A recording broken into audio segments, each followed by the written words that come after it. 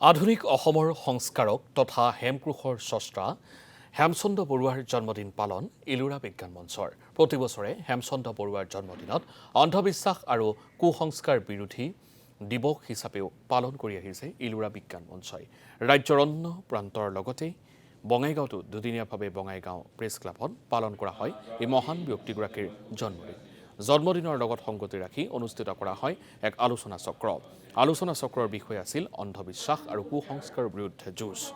ইলোৰা বিজ্ঞান মঞ্চৰ বঙাইগাঁও শাখাৰ সভাপতি ডাক্তৰ SK দাসৰ পৌৰোহিত্যত অনুষ্ঠিত হয় আলোচনা চক্ৰখন। আলোচনা চক্ৰত উপস্থিত থাকে বঙাইগাঁৱৰ কেইবাগৰাকীও বিশিষ্ট আৰু গণ্যমান্য ব্যক্তি। আজি এটা ভাল দিন।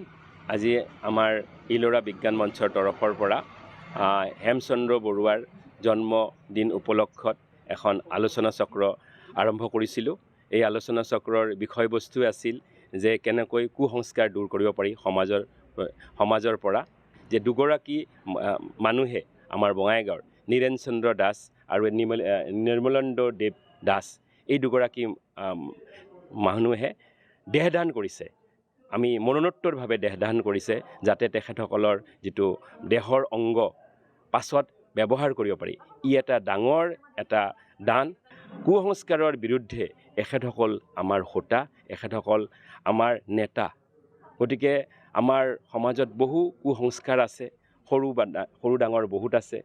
আমি এই সংস্কাৰৰ বিৰুদ্ধে যুঁজিবৰ কাৰণে মই এটা মেছেজ দিব খুজিছোঁ। এনালাইটিকেল ভিউ আমি ডেভেলপ কৰিব লাগিব। আমি এটা সংস্কৰিত ৰূপত যাতে আমি থাকিব পাৰোঁ। এডিশ্যনৰ কাৰণে আমি সদায় অপেন থাকিব লাগিব। সংস্কৰণৰ কাৰণে আমি ফ্ৰী থাকিব লাগিব। আমি অপেন থাকিব লাগিব। তেতিয়াহে আমি আমাৰ সমাজৰ পৰা কুসংস্কাৰ দূৰ কৰিব পাৰিম।